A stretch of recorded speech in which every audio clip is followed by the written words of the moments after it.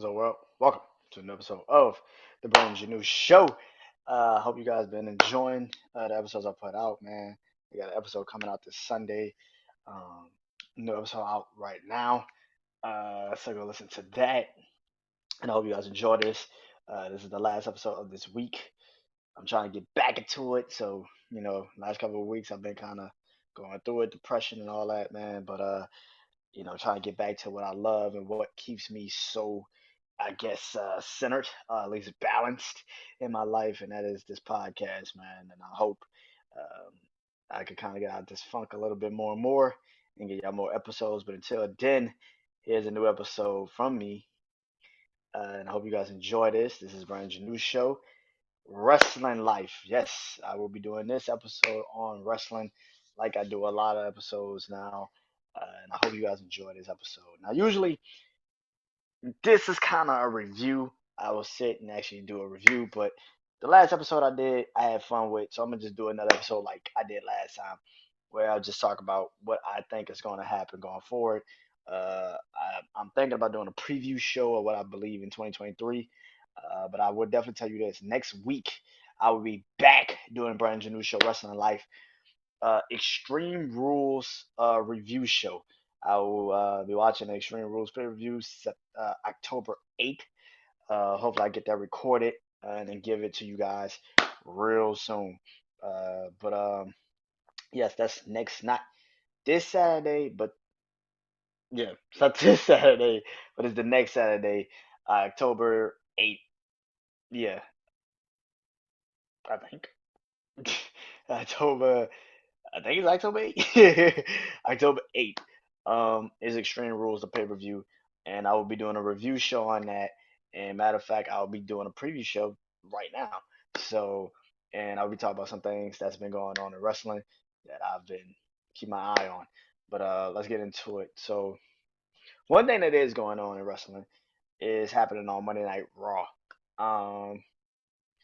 and that is this faction, Judgment Day. Now, every time I've been talked about the Judgment Day, it has been more negative than positive. And again, it's a reason for it. And I think I finally figured out the reason for it. I think I figured out the reason for why it's been more negative than positive. I'll be honest. I think it's been more negative than positive because after Edge got kind of like kicked out of his group, which made no sense to me, I think I know why Judgment Day to me has been floundering, even under the tutelage of Triple H. And I think they're about to fix that problem. Um, Edge was the leader. Edge created Judgment Day. Edge was the predominantly led leader. He was the guy. He was the one. He created it, and then you kicked him out. It made no sense. Then you didn't really have a leader for like the last couple of months. You say that nobody's the leader. Finn's the leader, and Damien's the leader. When Rhea came back, she's a leader. And it's like, nah, that type of group needs a leader. You cannot just have three individual people talking about how they're all the leaders. That shit don't work. Like with like the Wyatt family, right? The Wyatt family, that was led by Bray Wyatt. Yeah, Luke Harper, rest in peace, and Eric Rowan, and then Braun Strowman. Yeah, they all kind of was a part of the family, but we all know who the fuck was the leader. It was Bray Wyatt. That's the thing. Same thing with um same thing with back in the day, the Ministry of Darkness. Undertaker was the leader. There was no disputing that. There was no conversations needed. Undertaker was the motherfucking leader of the Ministry of Darkness. That's the difference. To a lot of people, to me personally, I think that the Undertaker, I think that the leaders, yeah, I think Judgment Day needs a leader. I, I've been racking my brain, and they said that was supposed to be Bray Wyatt. I don't think Bray Wyatt needs a group. I'll be honest. Like Bray Wyatt is so hot on his own, he doesn't need a group. He can get his heat by himself. He doesn't need a group. But Monday, I'm starting to see the makings of it. And I don't think Matt Riddle goes into the Judgment Day, but I do believe AJ Styles can actually benefit from being the leader of Judgment Day. I think he can. Um, there's not that many people now. Like Aleister Black was to get released from AEW and get put into WWE. He could probably lead Judgment Day because he has the ominous feeling, and plus he's an ass kicker, and that's something that Judgment Day needs. They need somebody that isn't 100% tied down to a situation, but they can also grow with the group. And Judgment Day is not a growing group right now, and this has been my problem with the group Judgment Day since Edge has left the group. Yes, they're three individuals. Yes, on their own, great wrestlers. But in a group, it's too many starts and fucking stops. It's like they win a week and then they lose for the next 2 weeks. It's like, what the fuck is going on? I don't understand this shit. Again, and then you didn't add anybody that made it even more special. You just put Dominic Mysterio in there with no real direction for this fucking kid. Like after he fights his dad, there's no real direction for his ass. What do you do with him? You're not gonna put the United States Championship on him. He's not gonna be Bobby Lashley. Maybe a tag team, but who do you put him with? Damian or Finn? Me personally, I probably put him with Damian because Damian is more of the he's more of the powerhouse, and Dominic could be the flyer, and you could work with that. And Finn could go and do his individual shit. If that's the way they're gonna do it, then that's cool. But still, to me, you still need a leader. You still need a leader. You still need somebody to lead. And Finn, I fuck with Finn. Finn's a beast, but Finn's too good on his own. And this is kind of why I didn't think Finn being in that group would have fit, and it doesn't still fit to me. Finn doesn't fit that group. Finn's too damn good on his own. Finn's been good on his own. He doesn't need a group. And I feel like that's kind of the fucking problem. If Finn gets in the if Finn gets the job, like let's say AJ Styles does come to the Judgment Day, right? Do you believe that Finn is still a leader? No, because you'll literally be like, AJ Styles is the leader now.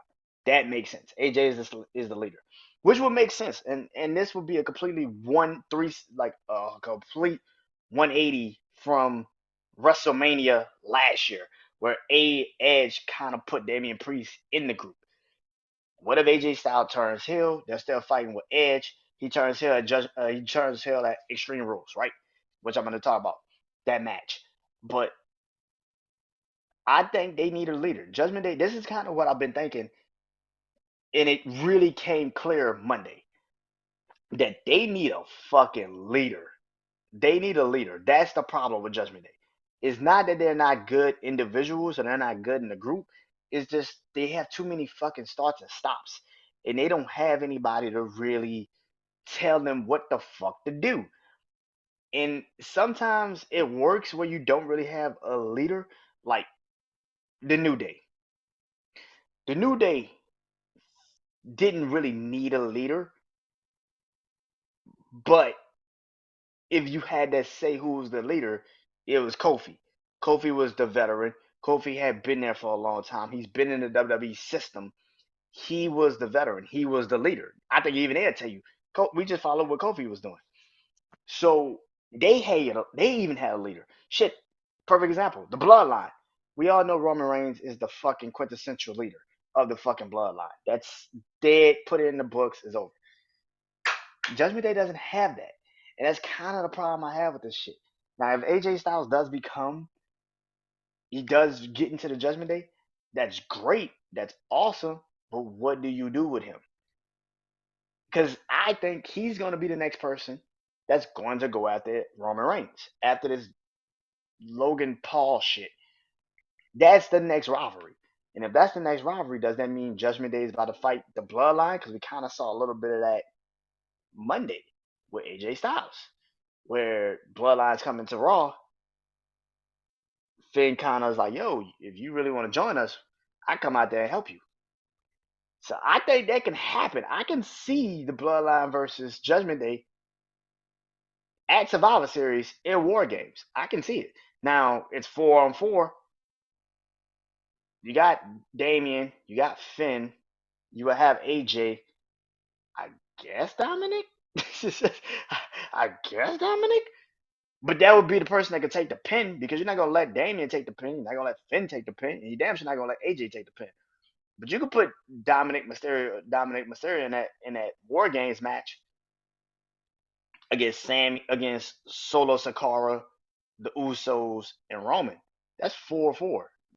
Let it happen because that seems way more of a situation that could actually physically happen, and I'm with it. I am with it. And Bloodline versus Bloodline versus Judgment Day. If AJ Styles does join, let that happen. Let that shit happen. That's Survivor Series. Hell to the yeah. Let that shit happen. But it's gotta have AJ Styles. And yeah, I think Judgment Day needs AJ Styles. They have to have a leader. That's the one thing about the Judgment Day I'm starting to realize. Like, that's the problem with this team. It's not that they're not good. It's the fact that it still feels like they're pushing them to be like this dominant faction. But you lose all the fucking time. You can't be dominant and get your ass whooped every fucking match. That's weird. You get your ass whooped every fucking match because you don't really have that quintessential leader. And I think if AJ Styles becomes that, you got Finn, you got AJ, you got Damian Priest, Rhea, who is a monster in her own right. If they finally, I don't know what her situation is with her health because technically people forget that she had like a health scare with her heart before she was supposed to fight Bianca at Money in the Bank, Bianca Belair at Money in the Bank, which I think again, if Rhea is healthy and she is cleared to fight, why would you not let her at least pursue the women's championship after you get done with this Bianca Bailey shit? So yeah, but I think if AJ Styles ends up in Judgment, and plus on top of that, you help Dominic Mysterio because you would have somebody like an AJ Styles who is a veteran in the game who will teach this kid how to hone in whatever skills he does have and use them to his advantage. So I think that it fits him perfectly. Um, Going into one faction to the other, the Bloodline. Listen, I this is the first time in a long time that we've seen the bloodline, like the full bloodline. Roman, Solo Sakara, the Usos, Paul Heyman, and now Sami Zayn. Uh, I have been on record and said I think Sami Zayn actually makes the bloodline better, not Paul Heyman. Paul Heyman is a mouthpiece, and I love Paul Heyman. Paul Heyman is a motherfucking legend. Great, a goat, a goddamn goat, a goddamn greatest of all time of promoters, greatest of all time shit talkers. Paul Heyman's that guy. He could get your ass in a seat. He could tell you that a motherfucking, you know, that something could, Paul Heyman's just that guy. He could sell anything. And you will buy it. You will fucking buy it. I bet money you will buy it. We fucking was watching Survivor Series where Goldberg came back because Paul Heyman said that Brock Lesnar could beat Goldberg. We bought that shit. The match lasted literally a minute and 26 seconds. It is so short. You could go watch it on YouTube. the entrance, the beginning and the end, and then his son getting in the ring. It's like, come on, bro.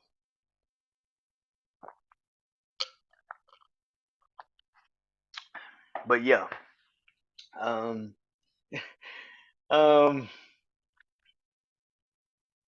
yeah, but the bloodline is back. I think this storyline is very interesting, and I was actually looking forward to Sami Zayn being on Raw, even though he had Solo Sakara.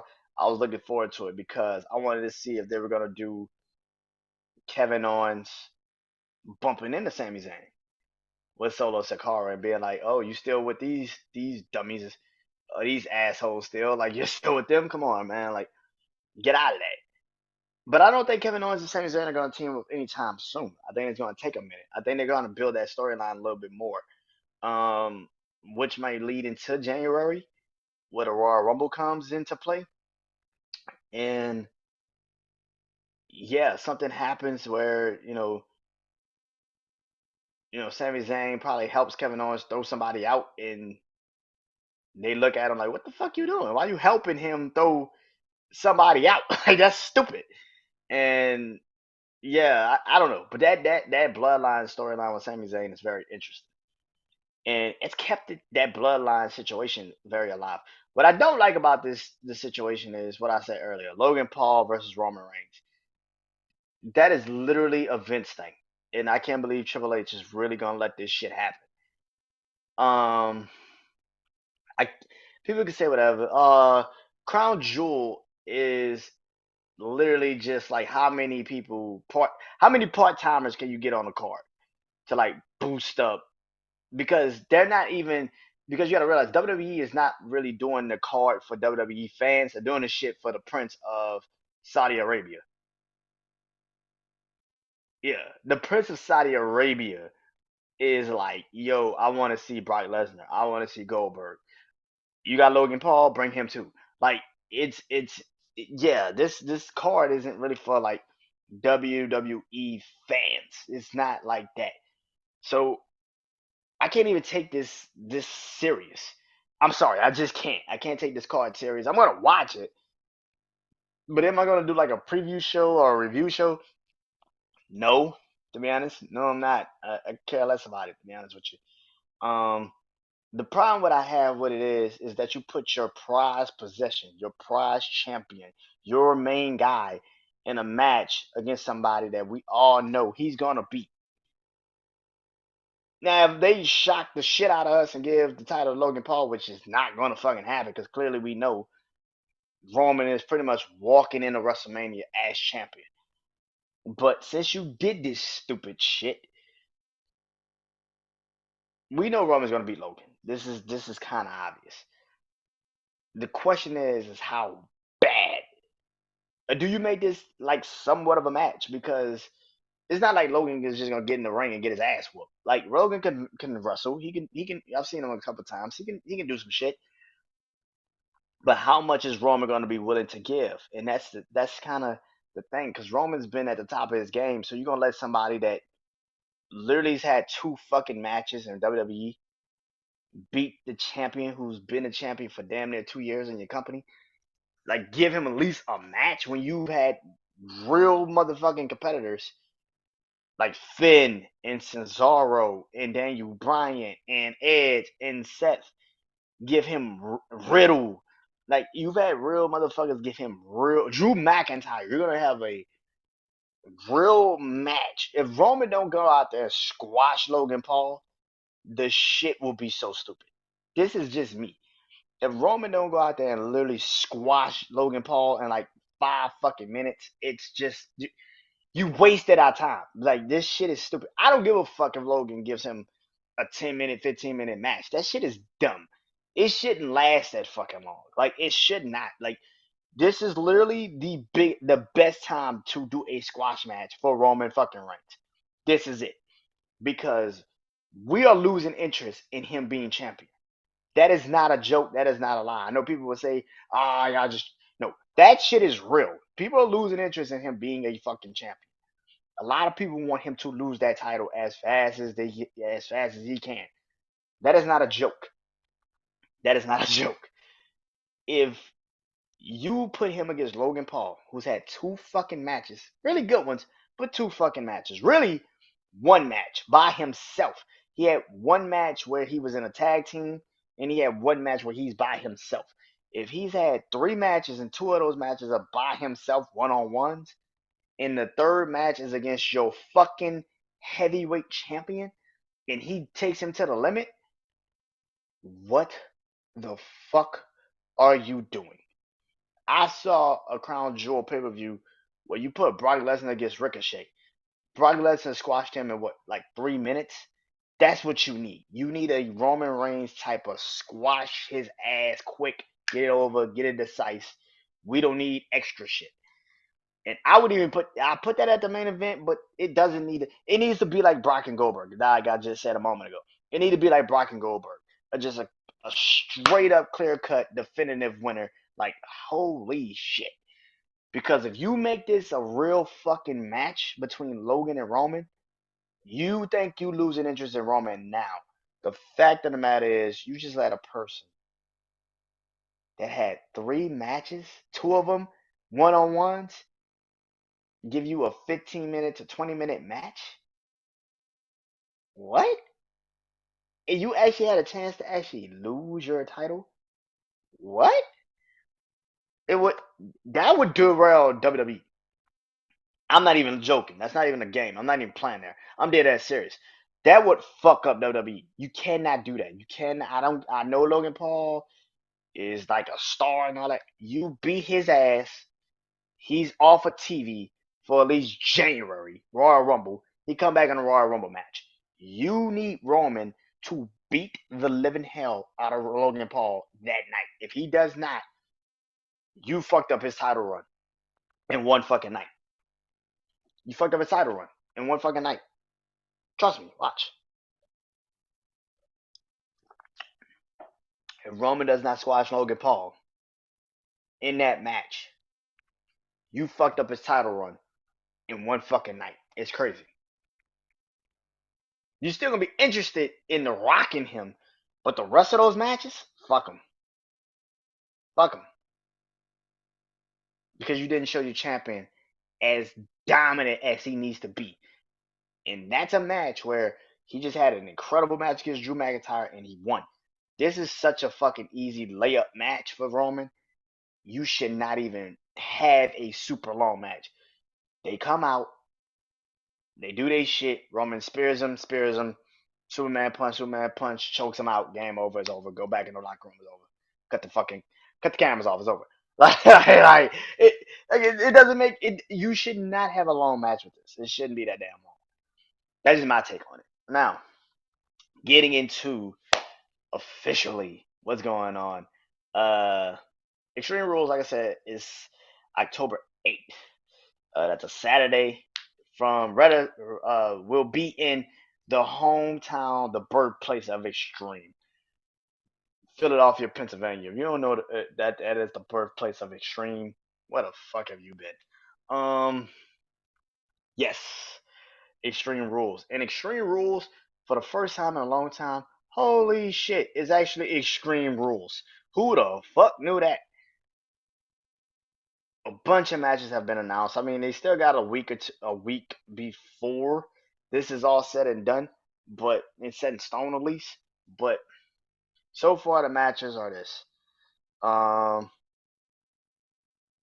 real Liv Morgan versus Ronda Rousey in an Extreme Rules match. Now, again, personally, I would keep the title on Liv Morgan. Now, here's the reason why.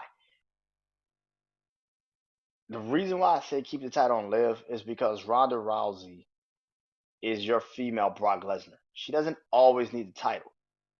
The problem with that is Brock actually made the title more. When he was there, it was a reason for why he was there. Ronda's always on the road with you. Ronda's there. Ronda's always going to be there. Brock, on the other hand, would come and then leave and then come and then leave. Where for Ronda, it is very easy for you to say, well, you're just here. And I think personally, team up Ronda with Shayna Baszler and let them fight for the women's tag team titles, that's a little different because that sounds like a dangerous ass duo.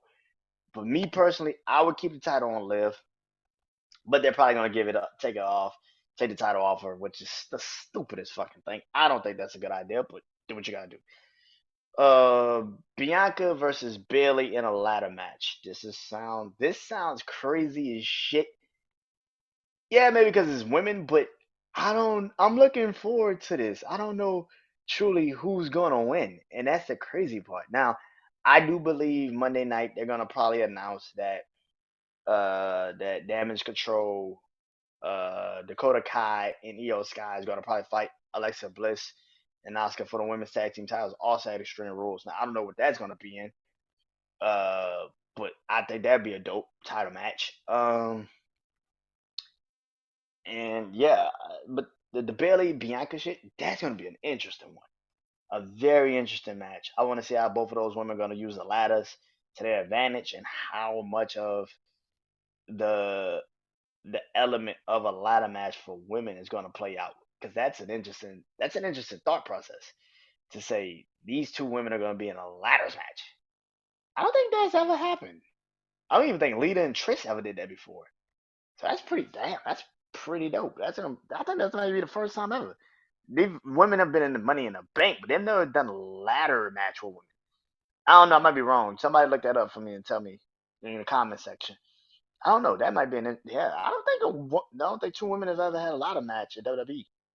I think Lita and Trish. I don't fucking remember. Maybe Lita and Victoria. Maybe Trish and Victoria. I don't fucking know. It had to be. It had to be one of them and somebody else or them together. Yeah, that's interesting. That's an interesting fucking thing. But yeah. What's another match? A strap match between Drew and Karrion Cross. Now this sounds this rivalry's kind of gotten stale. Yeah, it's kind of stale, and I explain why. Because does the Karrion Cross needs Drew. Drew doesn't need Karrion Cross, and I kind of feel that way. Karrion Cross needs Drew, and I feel like if Karrion Cross doesn't win this match, the whole stalking Drew shit was for naught, and it's stupid. Yeah, Karrion Cross needs Drew. Drew doesn't need Karrion Cross, and that is kind of why I feel like this match has kind of lost its luster a little bit. Because you're now starting to really see it. What's another match on the card that has already been announced? Oh shit. Oh, Matt Riddle versus Seth Rollins. Now, anytime these two men, Seth Rollins is one of my favorite wrestlers. Matt Riddle is one of my favorite wrestlers that was in NXT, and for the last couple of years he's kind of floundered, but last year, getting with Randy Orton, really finding his place in that situation, big. But yeah, I'm watching this, and I'm thinking to myself, damn, damn. Uh, what are they fighting in? Like a moss pit match or some shit, a fight pit match, some shit like that. Where I think it's gonna be like how Raw was when it was like the Underground Raw or some shit. And if that's the case, that might be dope. I remember being a kid, fully loaded pay per view. If you young, you too young to remember fully loaded. So it was a pay per view WWE used to do, one of the best fully loadeds, by the way, I've ever seen in my life. And it was a Dungeon Heart family match. And I want to say, I think it was Owen Hart and Ken Shamrock or some shit. And it was like 19. It was somebody. I think it might have been like 1996, 97. But they had this match at the dungeon, at the legendary Heart Foundation dungeon, and they had this match literally in the foundation. And I think it was Ken Shamrock. It might have been Steve Blackman. It was somebody in Owen Hart, I think, and they beat the shit out of each other. That was the best match I've ever seen. That wasn't in the wrestling ring. They beat the living hell out of each other, and I think that's kind of what this is gonna kind of be. And if so, it's kind of like mixed with Raw Underground, mixed with that. If that's the case between Seth and Matt Riddle, sign me the fuck up because I want to see that shit. I gotta see that shit immediately. That will be a dope ass fucking match. I don't give a fuck. Um, yeah, that might be all the matches for Extreme Rules so far. All in all, man, I think Extreme Rules is gonna be um extreme. I think Extreme Rules is gonna be extreme. And that's a good thing. I think you need, for the first time in a long time, this feels like an extreme pay per view. It feels like an Extreme Rules pay per view. You got real stipulations for these matches, and I think it's gonna be dope. I think it's gonna be a dope ass pay per view. Now, like I said, I'll be back to do the full review of the paper of that pay per view. Um, but until then, hope you guys enjoyed this, and I'll see you guys soon. Hope you guys enjoy the rest of your week. I'm Brandon Janeau. Peace.